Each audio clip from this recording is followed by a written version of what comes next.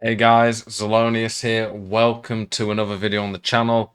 Post-patch tactics are here. Obviously, the patch has not been out long, but I can share with you a few of my thoughts on the patch from my experience of playing it so far. Share a little bit about how I think you can be more successful going forward. I'll say some of that as we go through the tactics and talk. And then just a little update to my 4-3-2-1 custom tactics. So one of the very best meta formations this year. We'll talk about obviously the strengths and weaknesses of it. And there's a little side note before we get into the tactics. What have you guys thought of the footballers promo this week? So we've had a lot of cards come out for that this week from the Prem. What did you think about being an only Prem promo? Oh, they've already got the foot birthday. There, that's good. They used to not get them until a couple of days after. We've had all these footballer cards. What have you thought of that? What did you think about it being Prem only, except for apparently we've got a McGeady. Didn't notice him before, but pretty good card. Is there any non-Prem? Yeah, there's Baharebi. But yeah, it's pretty much majority just Prem only, isn't it? But then we've got Foot Birthday coming tomorrow. Lots of exciting icons. I'm interested if they do good upgrades to weak foot and skill moves. And then, of course, we always get a lot of cracked cards during Foot Birthday. I'll be doing a tier list talking about the best cards on that tomorrow. But what are you thinking? What are you hoping for during Foot Birthday? And as a side note, what are your general thoughts about the promos that we have had on FIFA 23 so far? Have you liked them? If you think it's been good or not? I like that they're doing more swaps, so that's good. So hopefully some good Foot Birthday swaps. I will do a video covering that as well. Let's get into the tactic. So 4-3-2-1, this is the team I've got for it. I definitely need to start changing my team up. I've tried to save coins by keeping the same team for a while. In my custom tactics setup, I have it here. I have the instructions the exact same for both, but I'll just show you quickly how I would adjust it to be a more attacking variation. The way I do my tactics, anyone who's new to the channel won't know this, of course, but anyone who's been around this channel, seen any of my tactics video before, you'll probably know what I'm about to say. I, generally speaking, always have an ultra defensive and ultra attacking. The ultra defensive is always going to be how I see a game out if I'm really struggling against someone high press, all out attack. The ultra attacking is going to be what I'm using in a game if I'm losing late on and I desperately need to get back into the game. So you can see that it's constant pressure. And then the defensive and attacking is what I'll be using the majority of the game. Normally, they're the same formation, but I'm going to show you on the defensive one quickly how you could set up the 4-3-2-1 in two ways.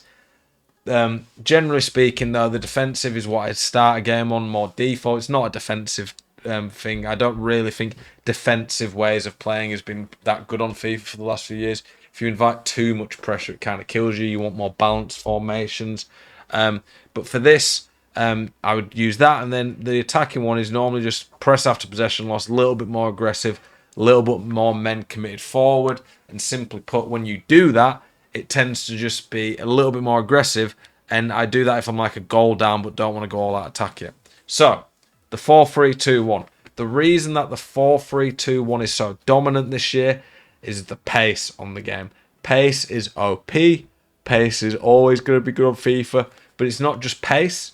It's pace with the through balls. Through balls are really cracked this year, and the reason that 4-3-2-1 is so good for that is because you have three strikers, basically the left and right forward, or in this order, they classes them as centre forwards, are basically like strikers. So when you have effectively three strikers making runs in behind, it is very, very hard to defend because you have a lot going on.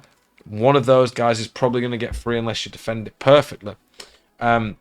The other thing as well is, traditionally the 4-3-2-1 was always going to be pretty good going forward, but it always suffered a little bit defensively. Simply put, it just got overwhelmed. But this year, pros managed to figure out a way. I don't know if this would have worked on previous FIFAs or not, but anyway, they figured it out. This FIFA figured out a way where you can basically defend like you're in the 4-4-2. So I will be talking about that in the instructions.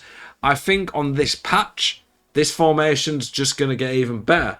This patch is probably, from what I'm seeing, what I read, but then from the first few games I've played on it, it doesn't seem a crazy drastic change yet, but maybe I need to play a weekend league to learn that. But from what I'm seeing, it's going to suit more attacking play. You can do driven passes a lot better. It's a bit harder to defend. And any formation that's very good going forward and more attacking is going to benefit from a patch that suits attacking.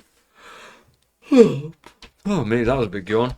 Needed to get that one out there. But yeah, a more attacking formation is going to be great. And this one's one of the best attacking formations this year. The types of players you want for it. You striker, the middle one, he's the most important player in the team. He links everything together. At this point, honestly, you want 5-star, 5-star. If you can't get that, or you've got a 5-star, 4-star, something like that, and a player that fits in, okay? But you need your best attacker there. That is where your best attacker is going to be playing. That's where you're going to be using the player the most. He's going to be connecting with the left and right forward, so you want him to be getting involved. The left and right forward or centre forwards ideally are very quick. They're going to be going out wide more. I want them to have a lot of pace, so I'm able to burn teams with the through balls. My outside centre mids, generally speaking, one of them has to be very good going forward. He's going to be the more attacking one. The middle centre mid is one that I'm going to have more defensive. He's going to be stayed back to help anchor the team. You'll see in the instructions how it sets up like a 4-4-2. The other centre mid will get forward a bit at times, but again will stay back a bit. Because you've got 3 forwards making runs in behind, you don't really need too many midfield options. Just the one from the more attacking one helps. For the fullbacks, this is up to you. If you want it to be better going forward, balanced overlap is what you play on the fullbacks. However, that does leave you a lot more vulnerable to the counter. If you have more limited fullbacks, so not the best fullbacks in the game, then you might want to put stay back, but it will hurt you going forward. If you have like top fullbacks, which most people should have because there's lots of great fullbacks that are cheap, you can play balanced overlap and be more aggressive. The tactics themselves, balanced 40 width, 72 depth. The 72 depth is for auto offside traps on new gen. If you do not play new gen, you can lower this depth, but on new gen the auto offside traps are good. If I was to make it more aggressive, like the more attacking variation, I'd go press after possession loss, 85 depth. That would be pretty much the main change I would make for that. In terms of the build-up play, balanced on every variation. However, with the driven passing being better now, and through balls in this formation being great, forward runs might be viable in this tactic. I need to experiment with it more. If any of you guys have tested it, I'd be interested to see what you guys think. But I honestly think that could be really meta now, potentially, because you're going to be able to get forward a lot quicker. The driven pass is going to speed up the attack. Through ball's already great, so I'm very interested to see how that'll work out. So that would be something that I'd be willing to try. Width 40, I've lowered the width quite a bit. Simply put, I'm going to be trying to attack very direct, get forward quickly, play lots of through balls in behind, 6 players in box, 3 corners, 2 free kicks. For the instructions, the middle striker is going to be on stay central for me. You could put him on stay forward, but I don't think it matters too much. Now, this bit's important. Take note of this. One of the centre forwards is going to be balanced and come back on defence. The other is going to be on stay central, getting behind, basic defence support. So the getting behind effectively means he's gonna, and basically means he's gonna making more direct runs in behind. There's 2 of them on stay central, so they're generally speaking going to operate more direct through the middle. This guy goes come back on defence. The left centre mid goes stay back, cover centre. So this guy, when he comes back, is going to cover the left wing. He's going to cover the middle. This guy's on stay back, cover centre. He's going to cover the middle. This centre mid is on cover wing. So in game, those 4 cover like a 4-4-2. So when you are defending, Modric will be like the right mid. These 2 will be like the centre mid, and he will be like the left mid. The 4-4-2 is very good at defending on FIFA. It's 2 banks of 4, very hard to break down. So that is what this formation can emulate with these instructions. If you want to put the right centre mid like that, you could put the right centre mid on cover centre, stay back, and put this guy on come back on defence. And then this one would be on balance. You just swap the left forward and left centre mid with the right forward and right centre mid. Very simple and easy to do. It just works very good defensively in game. In terms of the instructions, if you used to go press after possession loss, I wouldn't make any big changes, to be honest.